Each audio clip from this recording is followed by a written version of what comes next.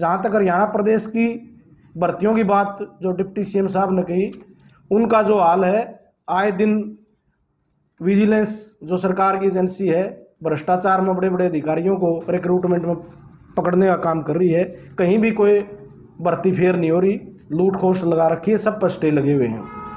और मैं deputy CM साहब से ये भी कहना चाहूँगा कि उनके पास भी, उनके घर में भी बहुत साधन थे, वो बिजनेस भी कर सके थे, उनके बड़े बड़े फार्म है, वो खेती भी कर सके थे, विदेश में पढ़े थे, वहाँ भी अपनी रोजगार कर सके थे। वो राजनीति में क्यों आए? क्योंकि वो राजनीति का टसन था उनके अंदर, उनका एक जज्बा था, मैं राजनीति में आऊँ। इसी प्रकार युवाओं का भी जज्बा है, जिनने फौज में जाना है उनको पैसे से इतना मतलब नहीं, एक देशभक्ति का जज्बा है। और आज आए दिन प्रदेश के युवा डिस्ट्रिक्ट वाइज प्रदर्शन करने का काम कर रहे हैं, भाई भर्ती खोलो, जिसमें आम घर का लड़का मेहनत के बलबूते पर देश की सेवा करने जाता था और उसका रोजगार भी चलता था। तो ये लगातार प्रदर्शन सभी जगह चल रहे हैं। नॉन पॉलिटिकल जो ऑर्गेनाइजेशन है वो लगातार ज्ञापन भी देने का काम कर रहे हैं। इंडियन नेशनल लोकदल पार्टी उन सभी संगठनों का और फौज में भर्ती होने वाले बच्चे जो तैयारी कर रहे हैं उनका समर्थन करती है और ये मांग करती है कि शीघ्र से शीघ्र फौज की भर्तियां शुरू की जाएं।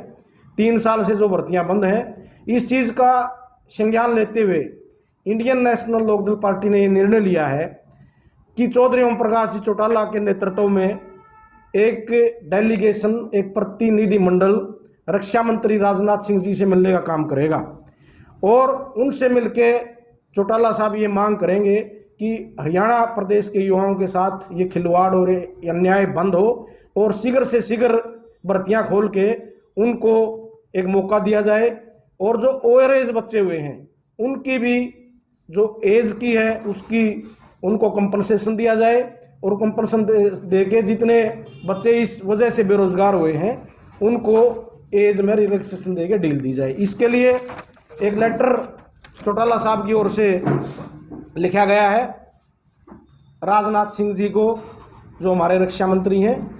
वो जैसे ही वो टाइम देंगे, टाइम मांगा है भर्ती के लिए, चाहे फौज की है चाहे पैरामिलिट्री फोर्सेस की है, सारी भर्तियों के लिए चौधरी ओम प्रकाश जी चौटाला उनसे मिलके ये मांग करने का की काम करेंगे ताकि हरियाणा के युवाओं को न्याय मिल सके और उनके साथ ये खिलवाड़ बंद हो सके। 75% का कानून, 75% का रिजर्वेशन का प्राइवेट सेक्टर में हमने कानून बना दिया। अब कोई भी 4 बच्चे लगेंगे उनमें तो 3 हरियाणा के लगेंगे और जो 12 लाख ऑलरेडी एनसीआर में नौकरी कर रहे हैं उसमें भी 9 लाख हरियाणा के लगेंगे। तो आज मैं आप लोगों के माध्यम से पूछना चाहता हूं उनसे कि वो बताएं कि हरियाणा प्रदेश के कितने बच्चे इस नई स्कीम के तहत नौकरी पर लगे हैं, कितने को 9 लाख में से रिप्लेस करने का काम किया गया है, कितने उनके अपने हल्के उचाणा से रोजगार पर लगे हैं।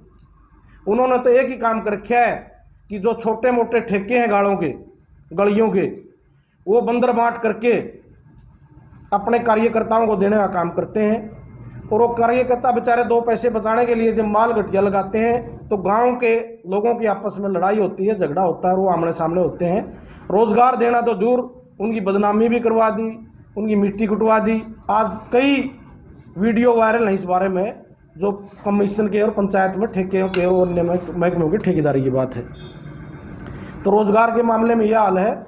यूनिवर्सिटीज़ में जो ग्रांट देती थी सरकार, हरियाणा की जो स्टेट यूनिवर्सिटीज़ हैं उसमें इस बार ग्रांट तो बंद कर दी, लोन देना शुरू कर दिया। जो 300 करोड़ रुपए की ग्रांट देनी थी उसकी जगह 147.5 करोड़ का लोन दिया गया है, जो यूनिवर्सिटी को ब्याज समेत वापस देना पड़ेगा। उससे क्या होगा कि यूनिवर्सिटी में भार पड़ेगा आर्थिक, और वो फिर फीस बढ़ाओगे और जो सुविधाएं छात्रों की उसमें कटौती करेंगे, कर्मचारियों की सुविधाओं में कटौती करेंगे। एक किस्म से उसको कर्ज के आगोश में फंसाने की साजिश है ताकि जो प्राइवेट सेक्टर के इंस्टीट्यूशन है प्राइवेट, उनको इस चीज़ का लाभ मिल सके। हम ये भी मांग करते हैं कि तुरंत प्रभाव से पुराना सिस्टम लागू किया जाए। इसके लिए भी अनेक छात्र संगठन और कर्मचारी संगठन राज्यपाल को भी ज्ञापन दे चुके हैं और इसके लिए प्रदर्शन करने का काम कर रहे हैं।